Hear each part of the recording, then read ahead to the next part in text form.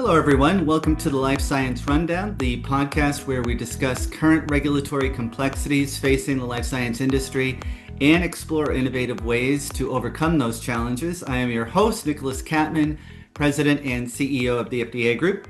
Before we get started, here's a quick word about who we are. The FDA Group is a technology and consulting firm in the regulatory and quality assurance space. So if you find yourself in need, just head over to the fdagroup.com to check us out and get in touch.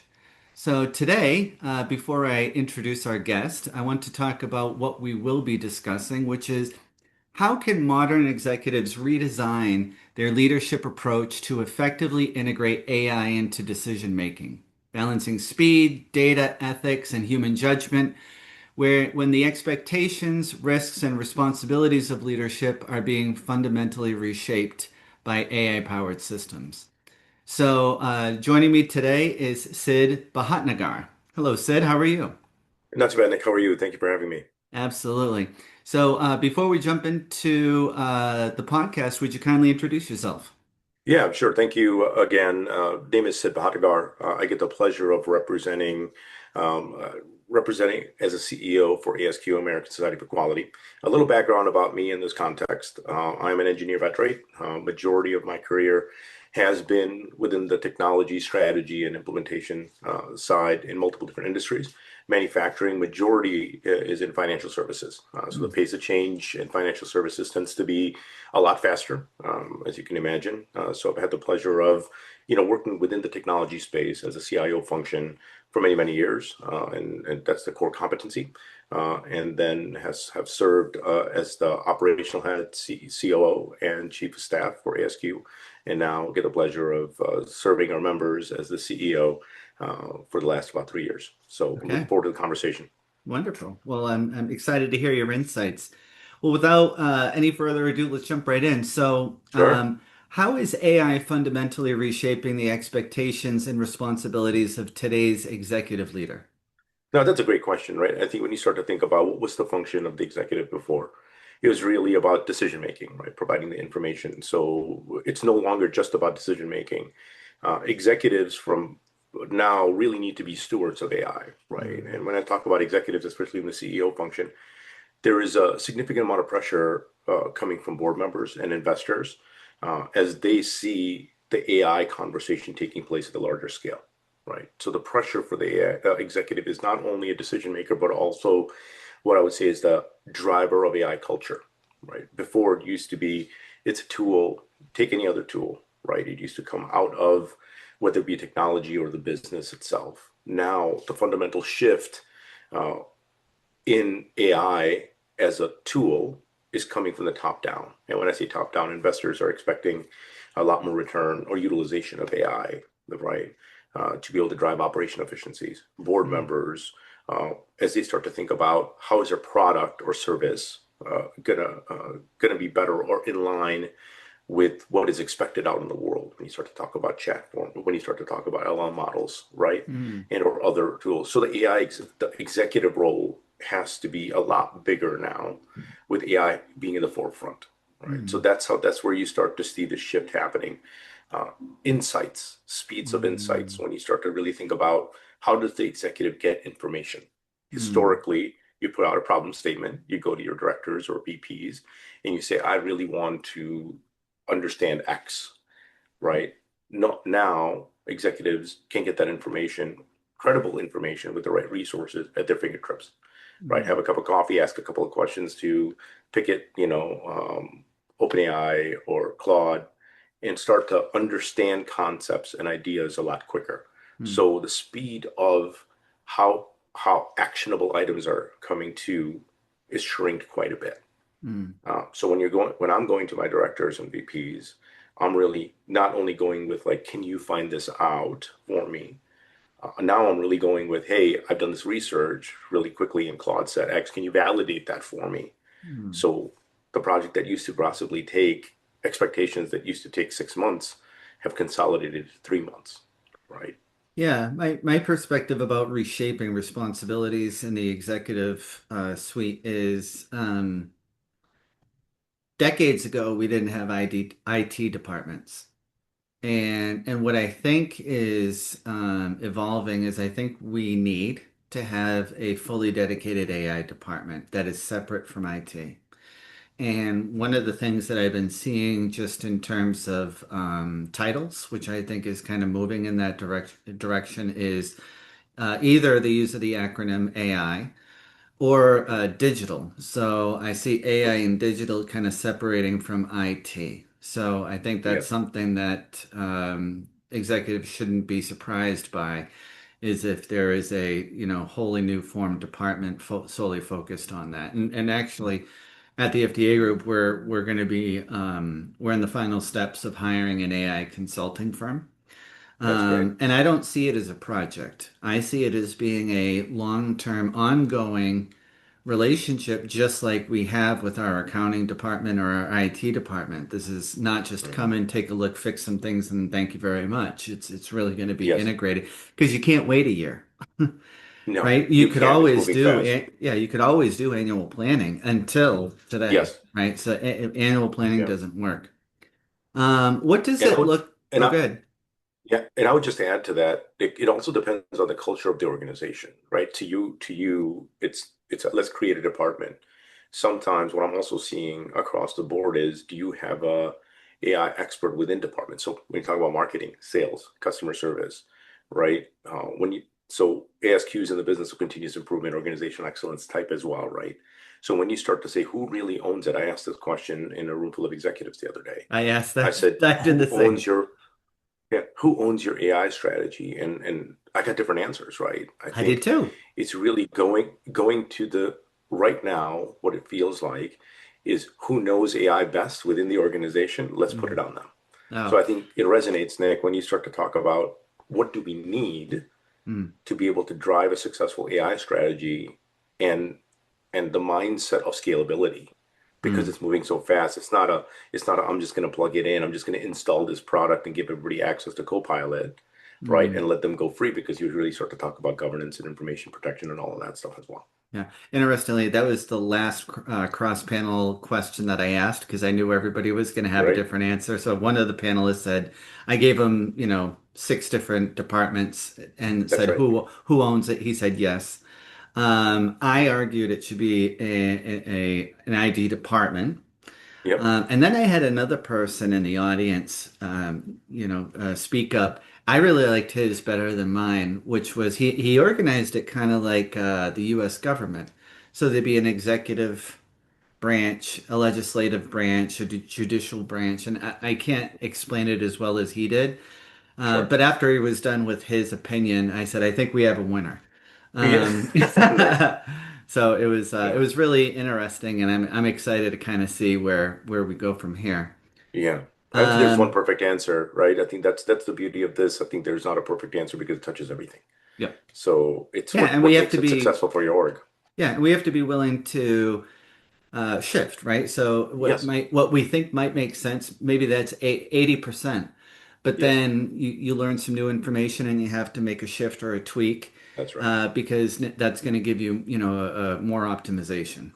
And that's where I go back and say, Nick, that, the role of the executive is to create that culture, Hmm. right? Because it's pivoting. And again, companies, whether they're startup mentality, but people call it, right? And or a really deep rooted history of that organization. It's a culture shift and a mindset shift. That's where the executive needs to come in and drive it historically. Um, it never got to that level from a C-suite executive level, right? It says, the culture is really driven by a product or service.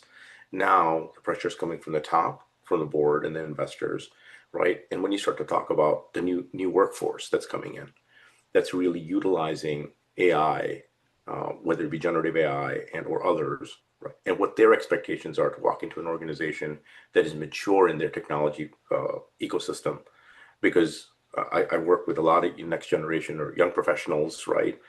They don't really have a lot of interest in going to an organization where they have to do a lot of manual work. It's using calculators versus Excel. Mm, All right. So mm, there's an expectation also coming from, hey, I'm going to join your organization. What kind of tools and what kind of functions do you have for me? mm. Right. So there's this pressure coming from the top and also from the bottom to be what I would say AI ready. Yeah, and I don't want to go too far off Yeah, yeah, that's right. track, but what I will say is I was really surprised at the amount of pushback from the younger generation. So my two children are anti-AI. Hmm. And then there's been some video clips going across the internet where there will be a college graduation ceremony, and Yes. the speaker says AI Yes. is the future, and then the whole crowd Booze. booed, Yeah. But they can boo now. They're gonna have to get on board because Yeah. it's only headed in one direction. Yeah. You can't put the toothpaste back in the tube, tube. No, you can't. You can Yeah. try, but it's not going to work, No, you're right. That's or it right. will be messy. What does it look like to balance human judgment with AI-driven insights in everyday decision making? Yeah. So I really talk about, the humans have to be the bookend. We talk about human in the middle, right? I like to think about it a little bit differently, where ideation comes from the human side of things, right? Like, what is it the problem that we're trying to solve for?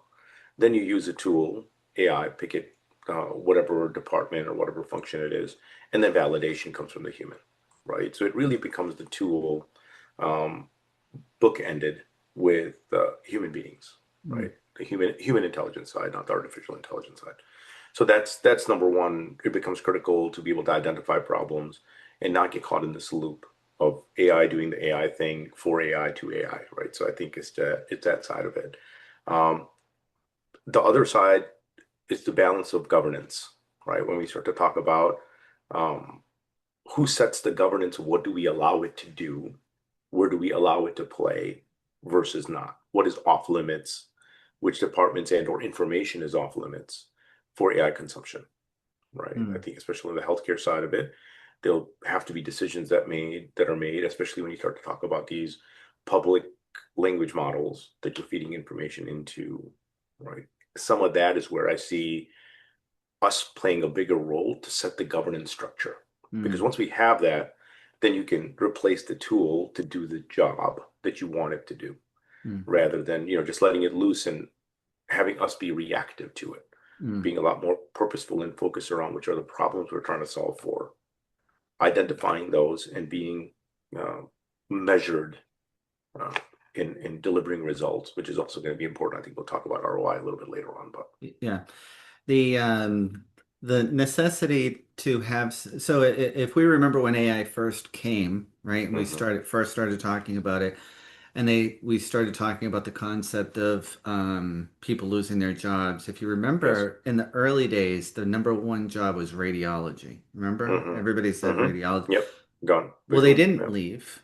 And that job isn't being eliminated because, as we found out from the recent warning letter, you can't put accountability on your AI, That's correct. right? And so there's that aspect. The second thing is I've been reading a really good book. I think I'm almost done. Yeah. And the reason I say I think is because I'm listening to it, not Yeah. reading it. So I don't really Yeah. know where I am, but I swear to God, I've been listening to that for 10 hours. It's got to be over soon. But they were talking about this shift from tasks to systems. Yes. And the thing that I really liked is as we think about developing ourselves professionally, you can't think about if I learn how to do this task, I'll be hmm more valuable at this task because Correct. task-oriented work is going to go by the wayside. What Correct. isn't going to go by the wayside, and this is where the book encouraged me, and I would encourage others, is where are the critical aspects of your business? Critical hmm hmm and lean into those areas, right? So, Yes. the funny thing, I was talking to my son about this. He wants to be a dentist, and we were talking about how easy and fun anesthesiology looks, right? Here hmm comes the fun juice, Yep. you know, Yeah. Yeah. but you don't get paid. They don't get paid what they get paid to put fun juice in you. They get paid when things go wrong. That's Same thing with pilots, right? Pilots don't get paid for easy going in the air and then landing. They hmm get paid for all of the things that they know that hmm happens when critical problems happen. That's And correct. so to those professionals that are looking as in terms of what direction should I go in this new landscape, lean toward critical decision making aspects of the business is what I would That recommend. and I 100% agree. I think it's the mindset, right? It's the system thinking. You alluded to it just a few minutes ago.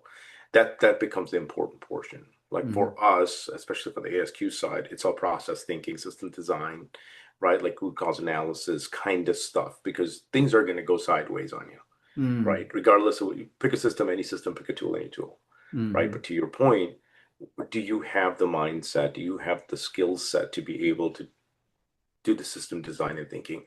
This is where I go back and say we haven't had to play when you talk about executives, haven't had to go down that path. Now they have to think about more in an architect format, just like you're saying, right? I think sitting there having a cup of coffee, thinking about the biggest risk that you have. How are you going to utilize AI to mitigate that risk?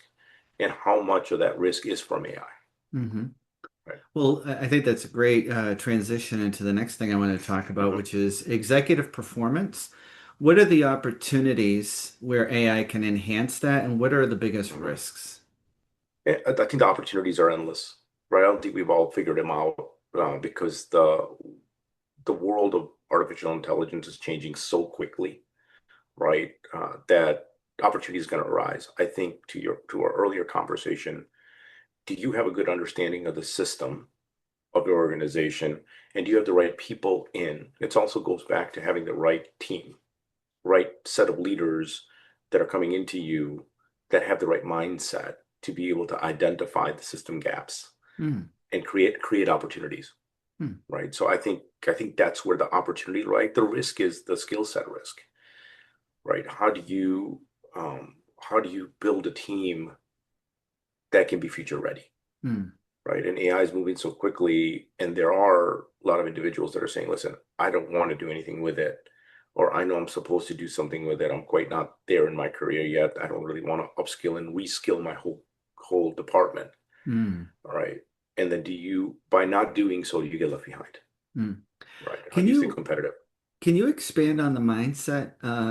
So when you say bringing in people with the right mindset, can you Yes. define what that mindset looks like? Yeah, I think innovation. I Okay. think change management. I Yeah. said system thinking are the three critical Mm. ones for me, Oh, great. right? Walking into a room and saying, you know, you don't have to have the answer.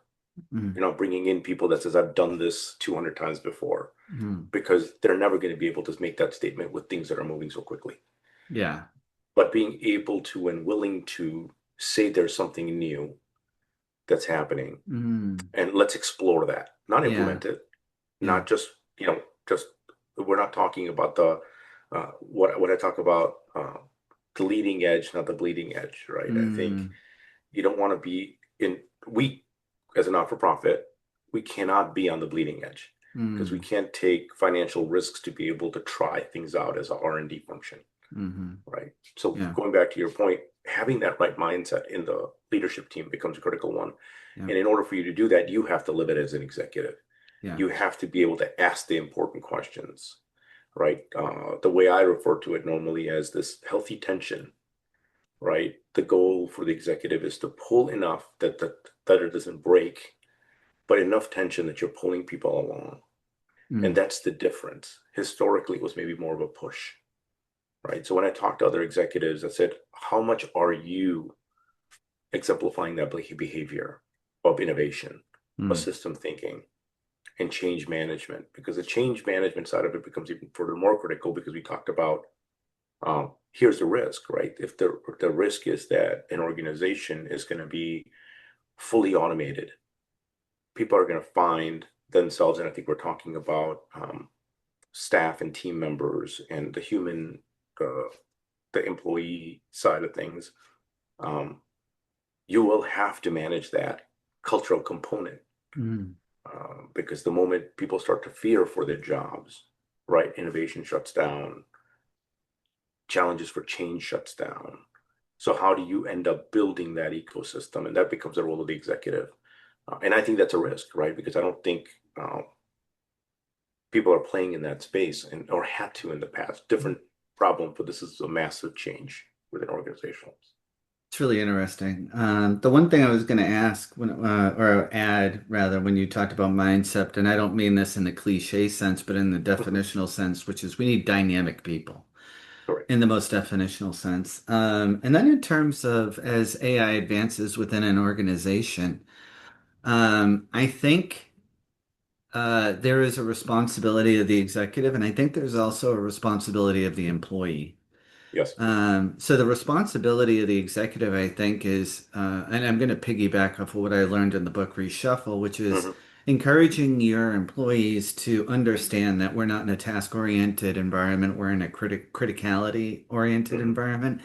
And so as we're advancing and growing as an organization, look for those aspects and don't try to train yourself and improve yourself in things that are just going to be taken over by AI, but look for Hmm. those critical decision-making components. Hmm. There's it for us, it's a little bit easier because we're everyone in our organization has profit sharing.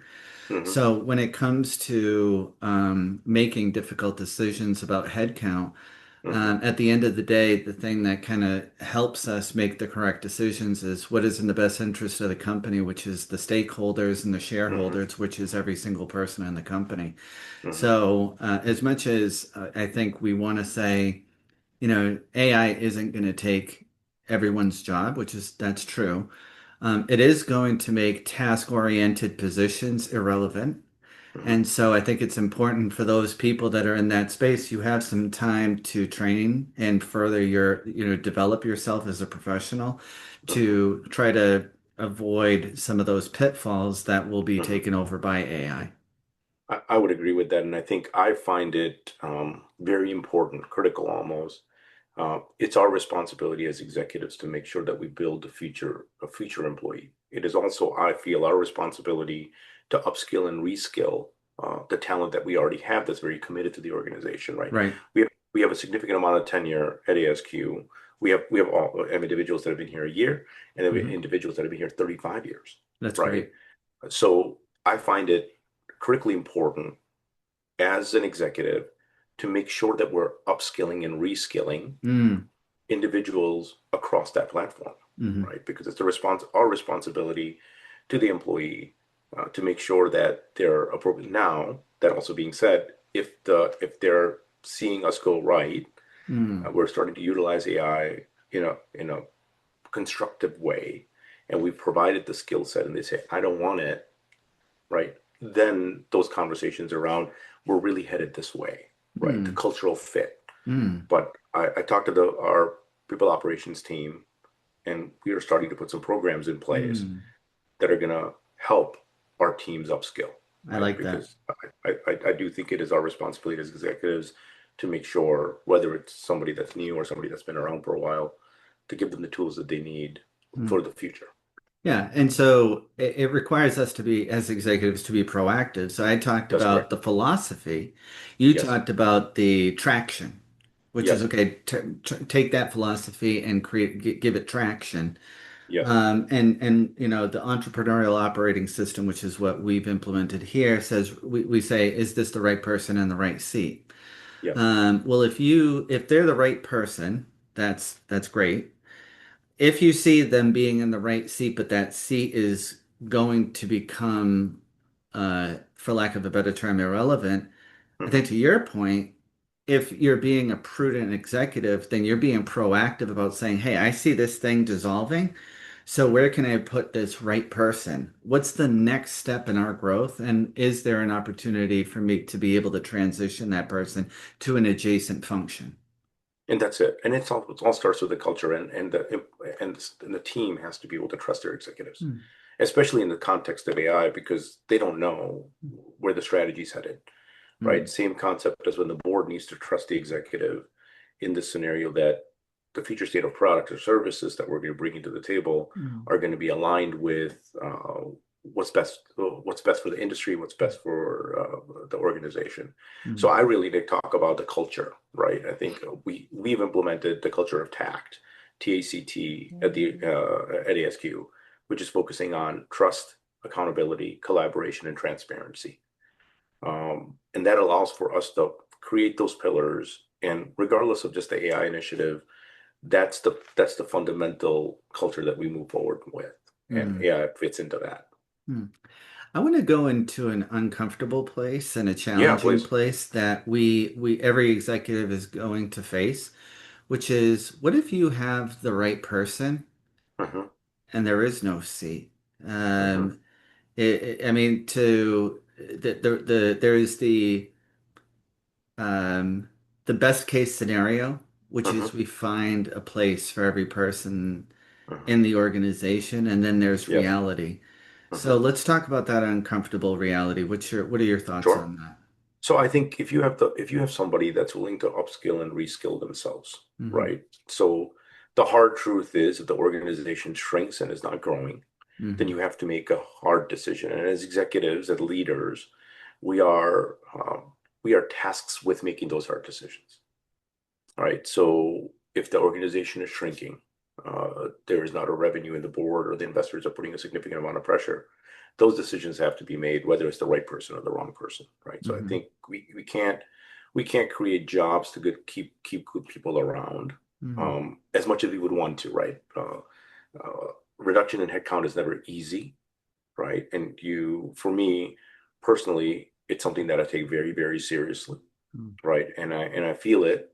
Uh, the decision is tough, and it has to be the right one. That's what executives are compensated for. Those are the things. So that's an uncomfortable conversation, yes, but it's also easier one if it's the right person, but the organization is shrinking. The tough decisions need to be made, and it's also the responsibility to make sure if it's the right person willing to upskill and reskill, and if there is room within the organization, then finding that person, but very, very transparently letting them know that this is what's happening, Mm.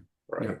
So going back to that transparency, accountability Yeah. conversation. So I'm gonna take a further step into the dark cave where Luke Skywalker Yeah. went, right? Sure. Which is if and when we as executives get to the point where we have to let somebody go, do Yes. everything that you can. Make sure if it's not performance based that there is a severance that is one00%. generous. Um, Proactively write a letter of recommendation. Hmm. Proactively get them in contact with recruitment.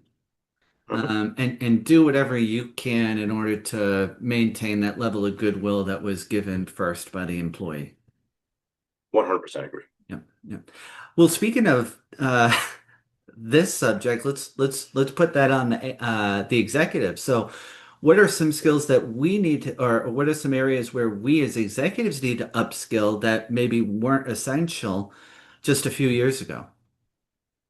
I think you talked about earlier, system thinking is going to come into play, right? I think the hands-off approach, from my perspective, is no longer right. Depending on the size of the organization, who's driving the AI, we'll keep it under this context, and what role do you really play in it? Different organizations have different needs, right? And different maturity levels of AI. So where do you see yourself, whether you're a director or you're the VP or you're a C-suite executive, right?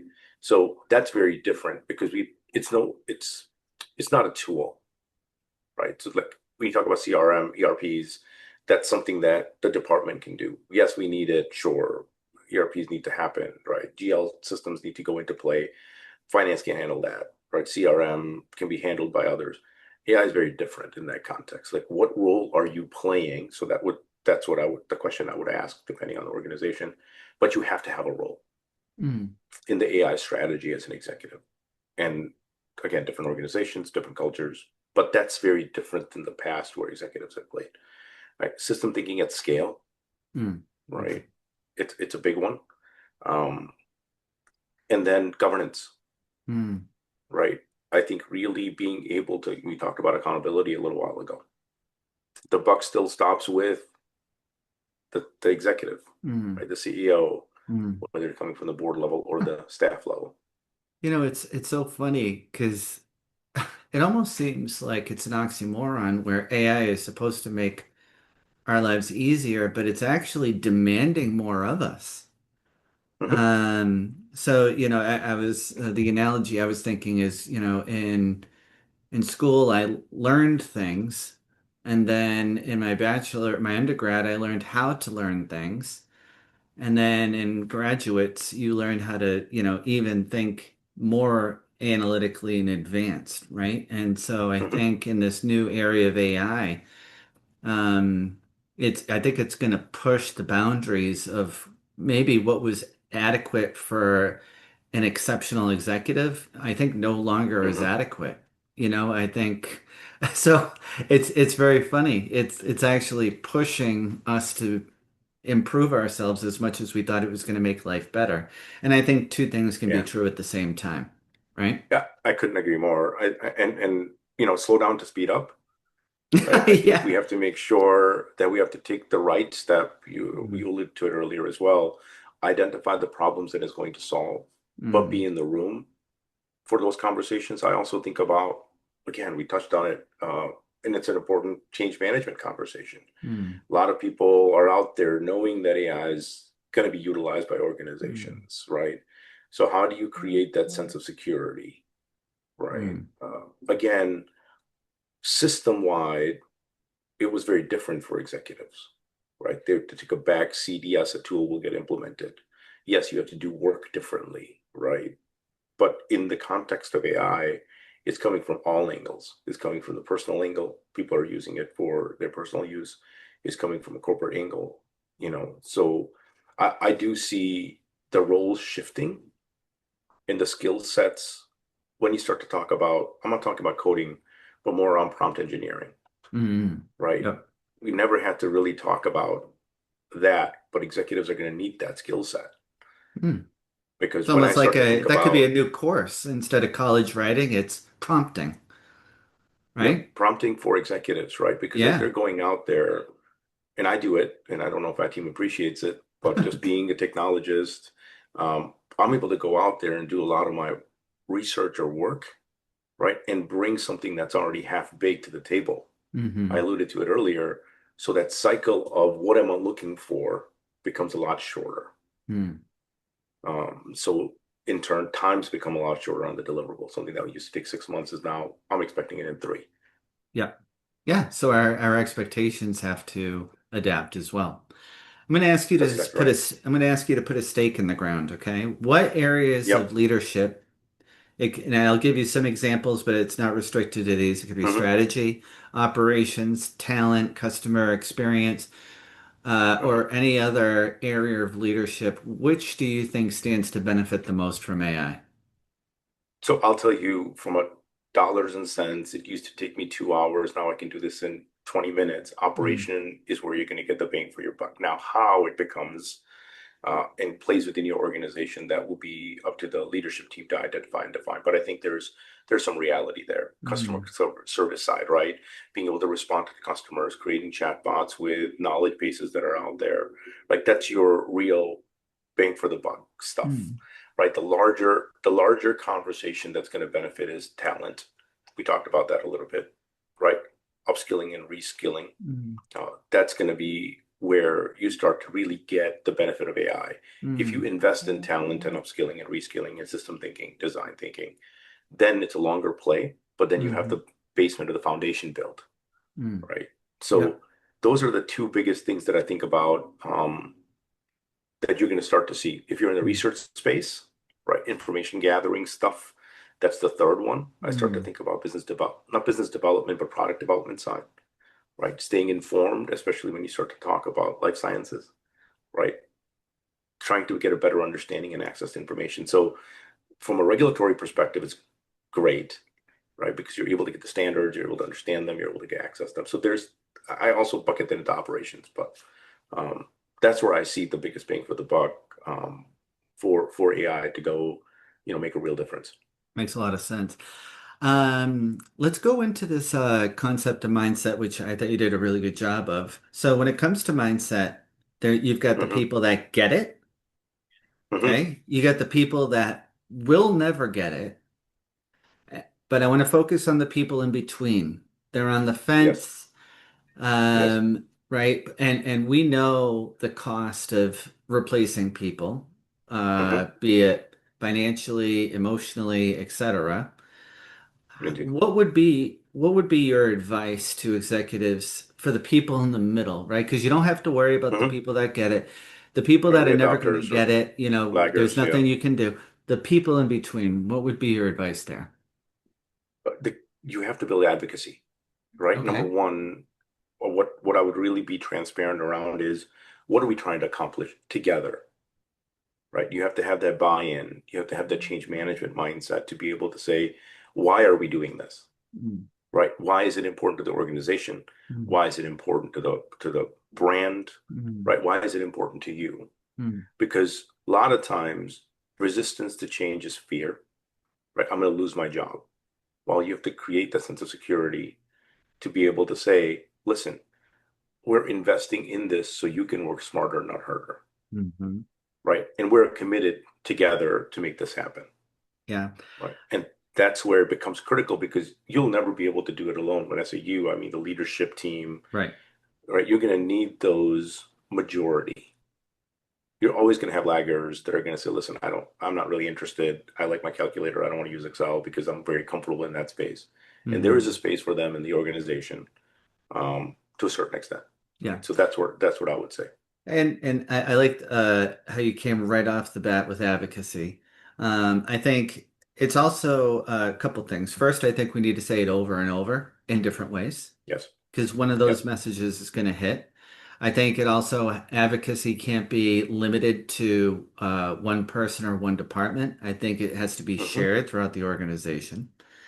And then this is something I've been talking about recently, which is um, so trust is character times competence, right? So Hmm. if employees are going to trust their leadership, they have to believe they're of good character and they Yes. have to believe they're competent. If you're missing one of those, Yes. you're not going to be trusted, okay? So if you have a leadership team that can be trusted, Hmm. one of the things that I think is important is for us to, and here's one of the, I don't know if this is a fear or just a truth or something, is it requires an employee of faith to say, hey, Hmm. listen, this is going to take a significant portion of my responsibility away. Hmm. And I want to bring this to the attention of the leadership team because I know it's in the best interest of the company and I have faith that this executive team of good character and competence is going to help me to Yes. what you said, reskill me or create opportunities where if we're both acting in a prudent and ethical sense, there will be better opportunities for me. Yes. I couldn't agree more. Right. I think that trust factor becomes a critical component. You know, I'm a big advocate that we have to collectively figure this out. Right. Uh, it's not top-down approach. It's not we're going to do this. I think creating an environment where every voice is heard, Mm-hmm. respected, Mm-hmm. right, and acknowledged. Yep. I don't think every voice is has to be taken into account, but you Right. have to be able to create a platform to build that trust. To your point, Right. and yeah, I think it's a critical time now from the human to human connection, especially Mm. from an executive perspective, um, because yes, the task related stuff, yeah, I could do better. Okay. Well, I'm glad I'm asking you this next question and you're not asking me because Yeah. I don't have a good answer for this.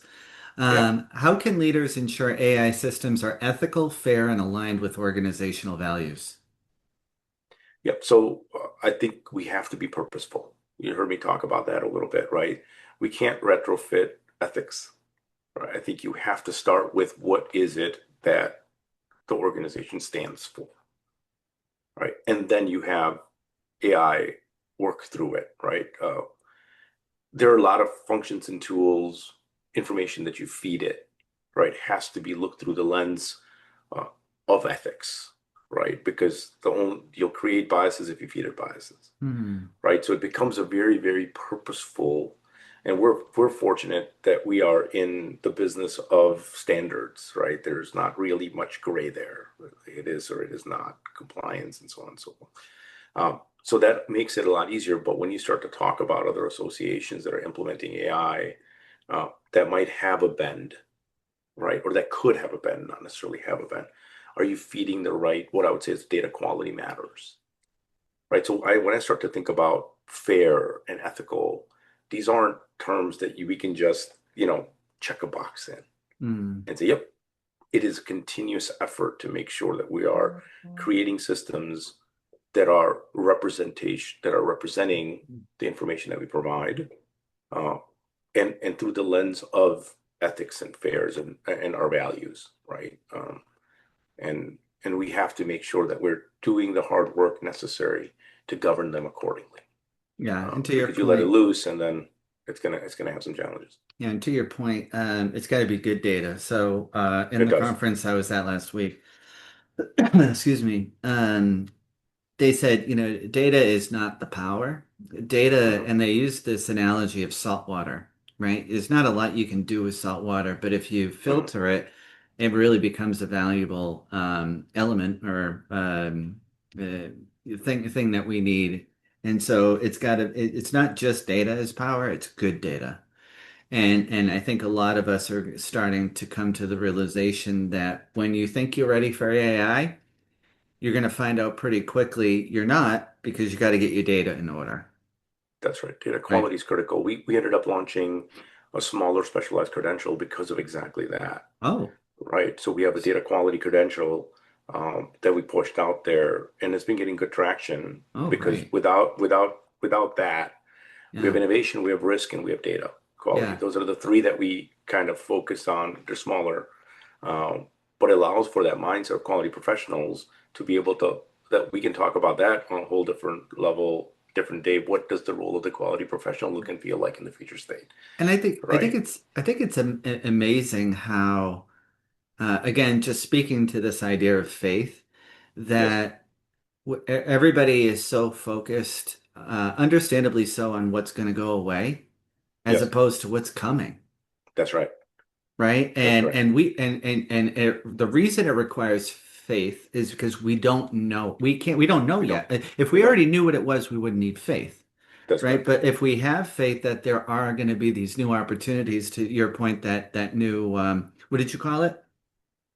Which Credential, yeah, yeah, it was a credential. Yep. right? Yeah, that's exactly right. So it's like specialized credential is what we call it around data quality, and then it goes back to the mindset, right?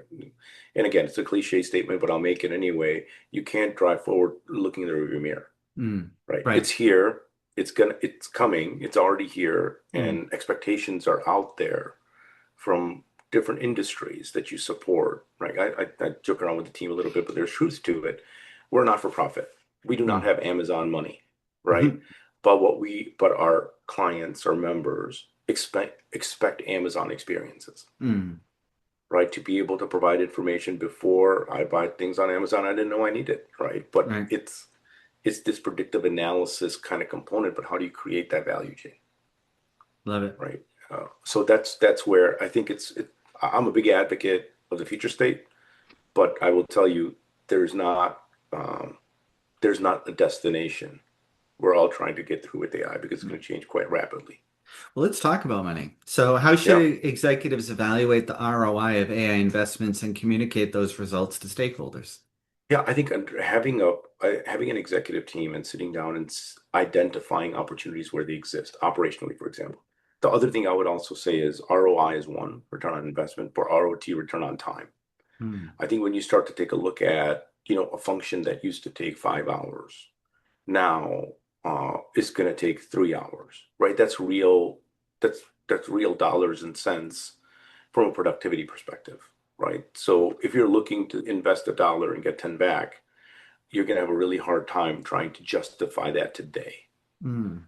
Customer care, for example, if you put a chatbot out there and your call volume decreases by 30%, right? But those are the system thinkings design that you need to put in place and structure the data quality in order for you to get the results, right? So I think there's really opportunity to be had. Now, if we're seeing an increase, or if the expectation from the investors is to increase the business growth by 30% because of AI, you better have a really good product strategy that's directly correlated to your product of AI or service of Yeah. AI. But I'm thinking about more in the ROT side, Hmm. right? It's like we work with operations. You heard me talk a little bit about where's the best bang for the buck, right? And it's really in that operation streamlining, um, the analysis side of it that can give us more information to make better decisions quicker. Hmm.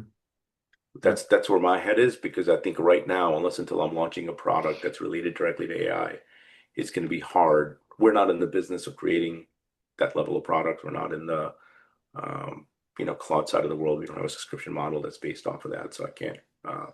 We won't be able to capitalize on it. But if others do, that's the way I look at it. Well, I can share that I have real world anxiety about the investment that we've put toward our AI product Okay. Yeah. and its ability to have traction. And we've done all the feasibility that you can possibly do. Yes, But until you put your cleats on and go play in the game, that's right. that's when people go from saying polite words to Yeah. showing their true feelings, right? And that's So, it. And my question turns out to be is, if you're not playing in the AI space today because you're worried about a clean ROI, right? And then I would ask, what does that look like? Right? What information do you really need to be able to identify your return mm, on investment? yeah, and this is no surprise to any entrepreneur, Hmm.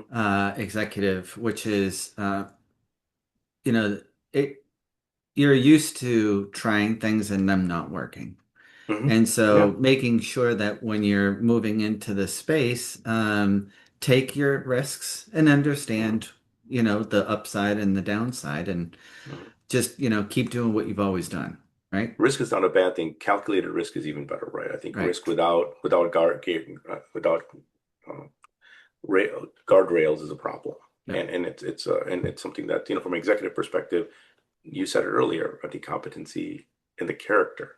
If they understand that we're taking this risk, but we're not going to drain the bank for it, right? But we need to play in the space because we need to be introducing and working with AI. We launched a AI chatbot last year, Quincy, because our members wanted access to our large repository Hmm. of data, right? We have so many years worth of content on quality. How do I get information that's readily available in multiple different languages? And it's been Hmm. successful. We didn't burn the bank for it. We were very, very calculative about how and who and what, and we're seeing great results from it. So there is success behind it. Um, there's the softer side, and then Hmm. there is the return on investment, dollars to dollars. Yep. Well, this has been really fun, Yeah, it's great, informative. Nick. Yeah. Yeah. What would you like to leave the audience with before we close?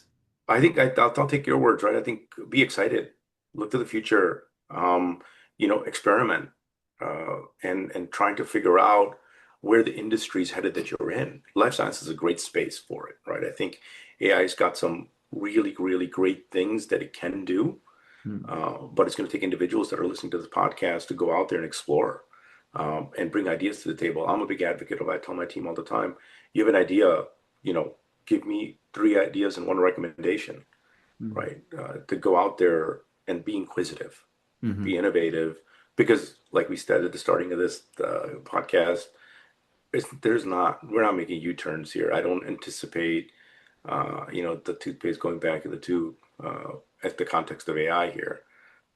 And there is a larger conversation that's taking place globally around, a little bit of an arms race around who's got the best model or who's utilizing AI the most.